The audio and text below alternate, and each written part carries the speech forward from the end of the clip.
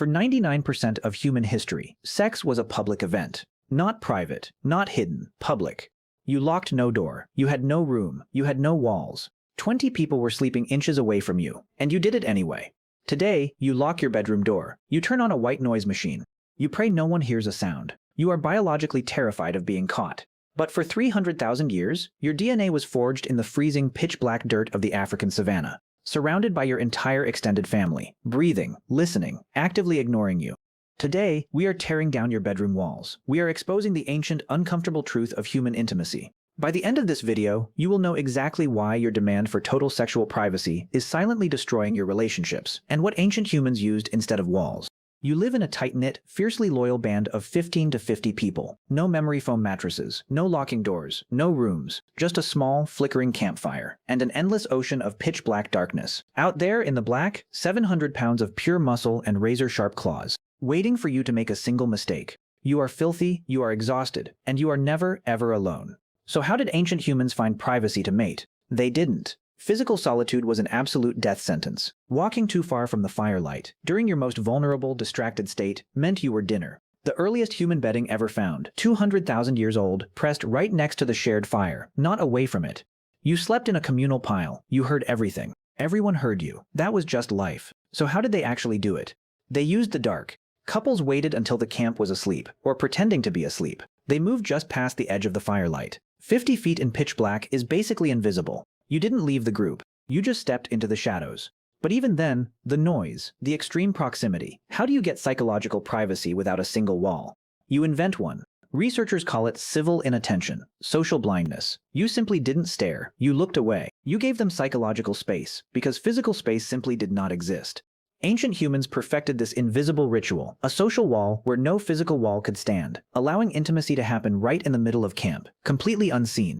But surviving predators and ignoring your neighbors? That was only half the battle. Here's where it gets strange. If early humans were all clustered together in the dark, how did males even know when females were fertile? They didn't, not consciously. Think about our cousin, the chimpanzee.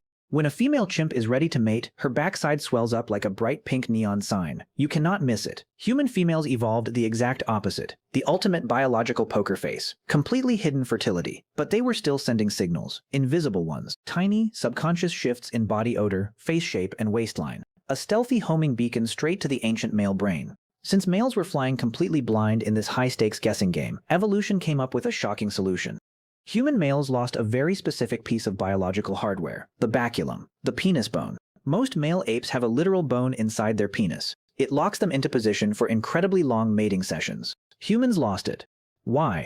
Evolutionary biologist Richard Dawkins calls it honest advertising. Without that bone, human males rely entirely on blood pressure, a delicate hydraulic pumping system. Think of it like a biological lie detector. If a prehistoric male was sick, stressed, or genetically weak, the system failed, instantly, in front of everyone. Females subconsciously used this to weed out unhealthy mates on the spot. But this created a massive new problem. Without the bone, males couldn't last long. To guarantee fatherhood, they had to mate in short, frequent bursts, which meant they could never leave the female's side. That missing bone literally tethered partners together.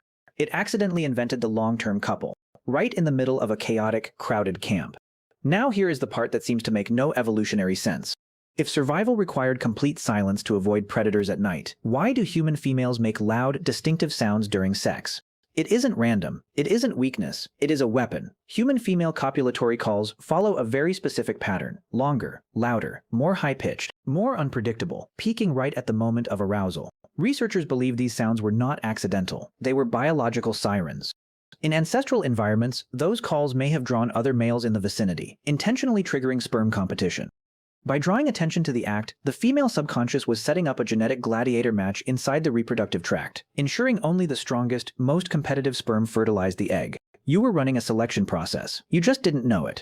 We survived the brutal savanna. We built complex tools. We tamed fire. And then we made the single most dangerous invention in human history, the wall. Around 10,000 years ago, the agricultural revolution changed everything. We stopped chasing mammoths and started planting wheat. Staying in one place meant building permanent structures. But even then, no private bedrooms. Families still lived collectively. True physical privacy didn't emerge until the Middle Ages. And even then, privacy meant thick fabric bed curtains hung around a shared bed, a room within a room. That was it.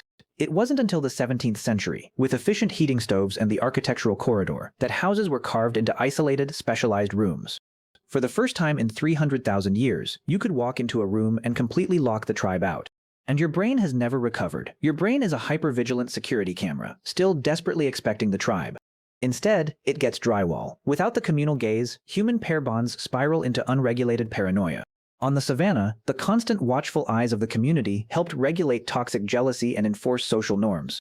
But behind a locked door, in total isolation, those ancient protocols misfire. There is no one to regulate you, no one to witness you, just you, your partner, and your oldest fears, alone in the dark. We built walls to feel safe, but we accidentally locked ourselves in a sensory deprivation tank with our deepest evolutionary fears. The reason modern privacy breeds so much sexual anxiety is simple. We cut the cord between intimacy and community.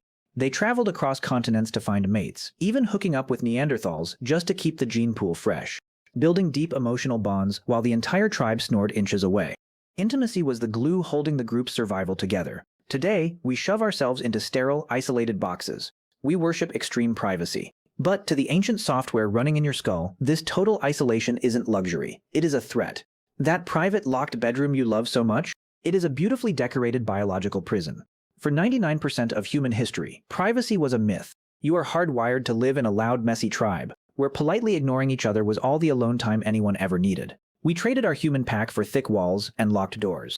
We finally got to be completely alone, and we have been hopelessly lonely ever since. But that loneliness is secretly crashing your ancient brain software. It is exactly why your mind feels constantly under attack, in the safest, most comfortable era in human history. In the next video, you will discover the terrifying reason why the brutal ancient savannah actually guaranteed mental toughness, and how we accidentally engineered our own misery. Make sure you are subscribed for the next episode. Why ancient humans never got depressed, and why you do. Because your anxiety isn't a broken brain. It is just trying to survive a world that no longer exists.